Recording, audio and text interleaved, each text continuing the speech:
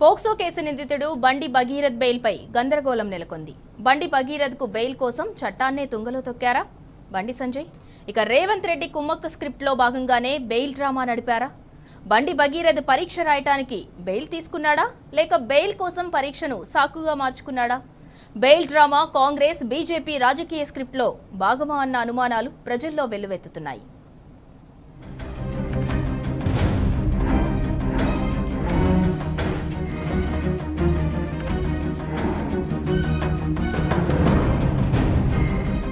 POCSO కేసులో నిందితుడైన బండి భగీరథ్కు తాత్కాలిక బెయిల్ వెనుక ముఖ్యమంత్రి పరోక్ష హస్తం ఉన్నదన్న సంచలన ఆరోపణలు చేశారు బీఆర్ఎస్ ప్రధాన కార్యదర్శి ఆర్ఎస్ ప్రవీణ్. సీఎం రేవంత్ రెడ్డి, కేంద్ర మంత్రి బండి సంజయ్ కుట్రతో బాధిత బాలిక భవిష్యత్తు ప్రమాదంలో పడిందని, ఇద్దరు అగ్రనేతల నాటకంతో బాధిత కుటుంబం విలవిలలాడుతున్నదని ఆవేదన వ్యక్తం చేశారు. కోర్టు విచారణ సమయంలో నిందితుడి నేర చరిత్రపై ప్రశ్నించకుండా ఉద్దేశపూర్వకంగా దాచిపెట్టిన పబ్లిక్ ప్రాసిక్యూటర్పై చర్యలు తీసుకోవాలని డిమాండ్ చేశారు.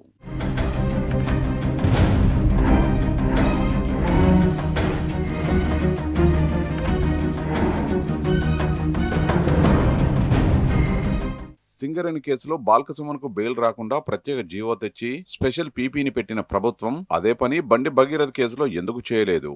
అంటే కేంద్ర మంత్రి పుత్రుడికి ఒక న్యాయం, అక్రమాలను ప్రశ్నించిన సుమన్కు మరో న్యాయమా అని ప్రశ్నించారు. భగీరథ్ బెయిల్కు సంబంధించిన ఆర్డర్ కాపీని బాధితురాలకి ఎందుకు ఇవ్వలేదని నిలదీశారు. ఇది ముమ్మాటికి న్యాయ సూత్రాలకు విరుద్ధమని స్పష్టం చేశారు.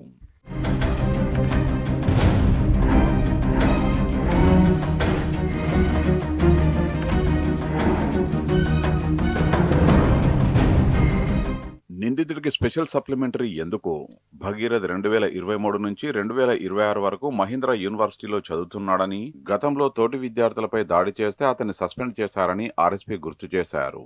3 ఏళ్ల కోర్సులో పరీక్షలు రాయకుంటే జీవితం ఆగమవుతుందని బెయిల్ ఇవ్వడం బాధాకరమని, వాస్తవానికి చెర్లపల్లి జైలులో కూడా అంబేద్కర్ సెంటర్ ఉన్నదని, భగీరథ్ కోసం అక్కడే పరీక్ష రాసేందుకు ఏర్పాటు చేయవచ్చని చెప్పారు. ఒకవేళ కాదంటే కోర్టు అనుమతి తీసుకుని పరీక్ష ఉన్న రోజు కేంద్రానికి తీసుకెళ్లి సాయంత్రం తిరిగి జైలుకు తీసుకురావచ్చని తెలిపారు. భగీరథ్ కేసులో ఇందుకు విరుద్ధంగా వ్యవహరించడం ఎందుకో అర్థం కావడం లేదని వాపోయారు.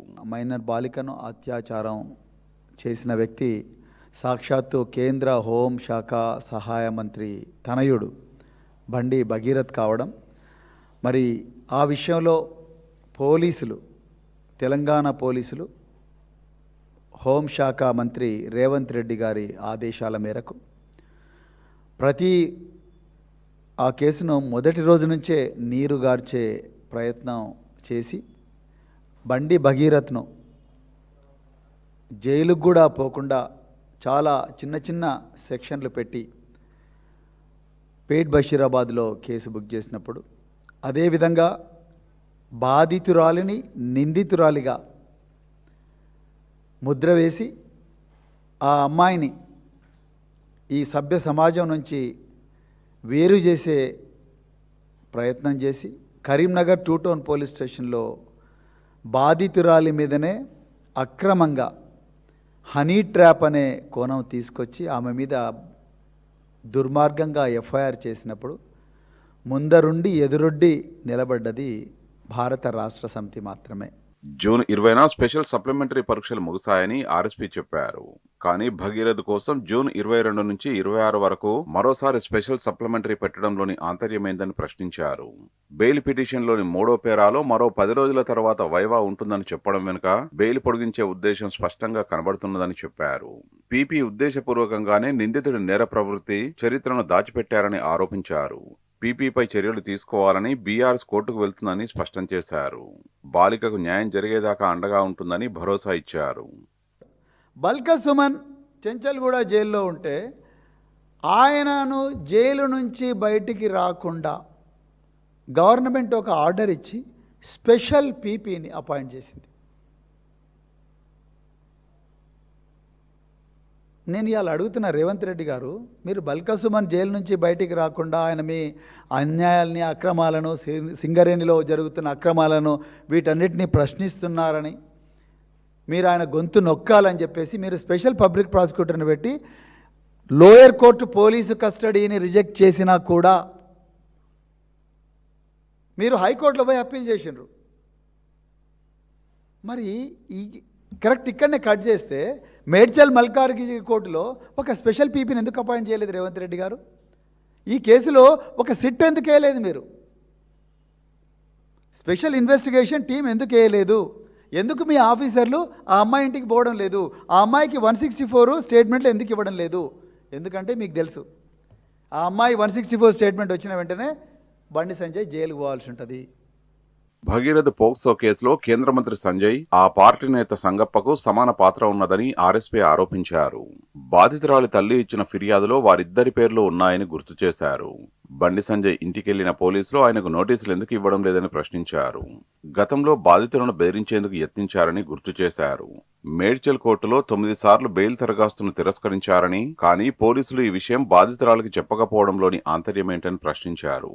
పోక్సో కేసు 2020 ప్రకారం సెక్షన్ 4 క్లాజ్ 2 F ప్రకారం కేసు పురోగతిని బాధితులకు చెప్పాలని పబ్లిక్ ప్రాసిక్యూటర్ బాధితురాలి స్టేట్మెంట్ తీసుకోవాలి. నిందితుడి కన్వెన్షన్ గురించి తెలియజేయాలి. విచారణ అధికారి బిజీగా ఉంటే మహిళా పోలీసు అధికారినైనా పంపించి సమాచారం ఇవ్వాలి. 193 BNS ఈ విషయాన్ని స్పష్టం చేస్తుందని వెల్లడించారు. నిందితుడికి బెయిల్ ఇవ్వగా ఫార్చ్యూనర్ కారులో వెళ్లిపోయాడని చెప్పారు.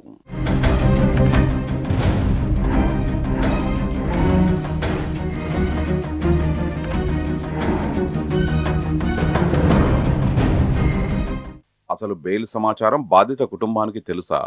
బాధితురాలి అభిప్రాయాన్ని పరిగణలోకి తీసుకున్నారా లేదా? బెయిల్ నిర్ణయంలో బాధితురాలి భద్రతకు ఎంత ప్రాధాన్యం ఇచ్చారు? బాధితురాలికి సమాచారం లేకుండా బెయిల్ అనుమానాస్పదం కాదా? పోక్సో కేసులో బాధితురాలికి ఖచ్చితంగా సమాచారం ఇవ్వాలన్న రూల్ లేదా? మరి తెలంగాణ పోలీసులు ఎందుకు దీన్ని విస్మరించారని జనం మండిపడుతున్నారు. ఎవరి ఆదేశాల మేరకు ఇదంతా జరుగుతున్నది? పరీక్ష మాత్రమే ముఖ్యమా? సాక్షుల భద్రత ముఖ్యం కాదా? ఒక పరీక్ష మళ్లీ వస్తుంది, కానీ సాక్షి భయపడితే వారికి ధైర్యం మళ్లీ వస్తుందా? ఎగ్జామ్కు సప్లిమెంటరీ ఉంటుంది, న్యాయానికి ఉంటుందా?